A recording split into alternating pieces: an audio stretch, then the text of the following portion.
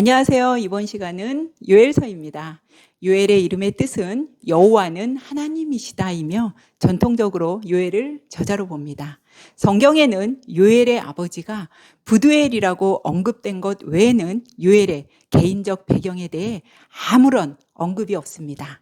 요엘서 안에서도 어느 시기에 활동했는지에 대해 직접적으로 알려주는 정보가 없어 연대를 추정하는 것 또한 쉽지 않습니다. 요엘서의 기록 목적은 죄에 빠진 남유다 백성들에게 장차 여호와의 날이 닥칠 것을 경고하며 남유다 백성들이 오해하고 있는 여호와의 날을 확실하게 알려주기 위함입니다. 여호와의 날을 무조건 구원받는 것으로 알고 있는 백성들에게, 악인에게는 심판의 날이 되고 하나님을 경외한 사람들은 구원을 받는 날이 됨을 선포합니다. 요엘서는 크게 두 부분으로 나눌 수 있습니다. 1장부터 2장 17절까지는 하나님의 심판의 말씀으로, 2장 18절부터 3장까지는 구원과 희망의 말씀입니다.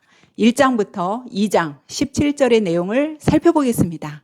요엘서의 주된 내용은 모든 열방 가운데 끝까지 남을 나라는 오직 하나님 나라뿐이라는 것을 보여줍니다. 사도행전 2장 17절은 요순절날 교회가 태동하던 때에 베드로가 인용한 말씀으로 널리 알려져 있습니다. 하나님이 말씀하시기를 말세 내가 내 영을 모든 육체에 부어주리니 너희의 자녀들은 예언할 것이요 너희의 젊은이들은 환상을 보고 너희의 늙은이들은 꿈을 꾸리라. 베드로의 설교를 들은 3,000명가량의 사람들이 구원을 받고 세례를 받습니다. 요엘이 살던 시기는 남유다에 있어 최악의 시기였습니다. 하나님께서 전무후무한 재앙을 내리신 것에 대해 요엘은 심판의 관점에서 해석하며 회개를 선포합니다. 요엘은 여호와의 날을 설명하기 위해 자연재앙, 즉 메뚜기 재앙과 외적의 침입을 들어 말합니다. 이 날은 많은 사람들이 공포에 떨며 슬퍼하는 날이 될 것입니다. 팥중이, 메뚜기, 느치, 황충이는 다 같은 메뚜기과에 속하며 이 재앙은 하늘과 땅을 시커멓게 덮어 아무것도 보이지 않는 암흑을 뜻합니다. 한번 메뚜기 떼가 쓸고 가면 모든 곡식의 씨가 말라버리고 재앙으로 땅은 매우 황폐어져 포도주가 끊어지고 포도나무나 무화과나무가 말라 시들어버립니다.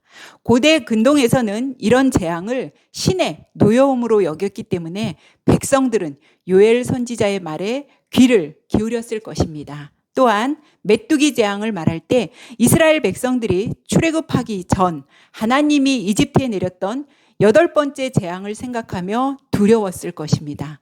여호와의 날에 대한 이와 같은 경고의 말씀은 아모스, 이사야, 스바냐에서도 잘 나타납니다. 메뚜기 재앙으로 인해 성전에서 드리는 제사, 즉 소제와 전제도 중단됩니다. 이것은 영적으로 하나님과의 관계가 단절됨을 뜻합니다. 이 같은 재앙은 단순한 재앙이 아니고 하나님이 심판하시는 여호와의 날이 오고 있음을 나타냅니다. 남유다 백성들은 여호와의 날에 대해 오해하고 있었습니다. 이 날이 오면 자신들의 삶이 어떠하든 상관없이 구원받는 축복의 날로 생각하고 있었습니다. 그러나 진심으로 회개하지 않고 악으로부터 돌이키지 않으면 여호와의 날은 구원이 아니라 재앙과 고통의 날이 될 것입니다. 빨리 회개해라. 금식하고 옷을 찢고 애통해해라. 그것만이 살 길이다. 라고 요엘 선지자는 전했습니다. 2장 18절부터 3장의 내용입니다.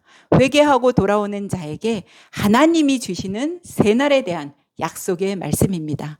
여호와께서 자기의 땅과 백성을 사랑하시고 불쌍히 여겨 그 땅에 이른 비와 늦은 비를 주시고 곡식과 새 포도주와 기름을 부어주실 것입니다. 하나님은 회개한 백성들을 불쌍히 여기셔서 영적으로나 물질적으로 다시 풍요롭게 해주신다는 것입니다. 다른 나라 군대가 침입하지 못하게 할 것이고 여호와로 말미암아 기뻐하고 즐거워할 것입니다. 하나님과 백성의 관계가 다시 회복되면 땅이든 물질이든 모든 것이 치유되어 축복의 날이 될 것이며 영원한 나라로 들어가게 해주십니다.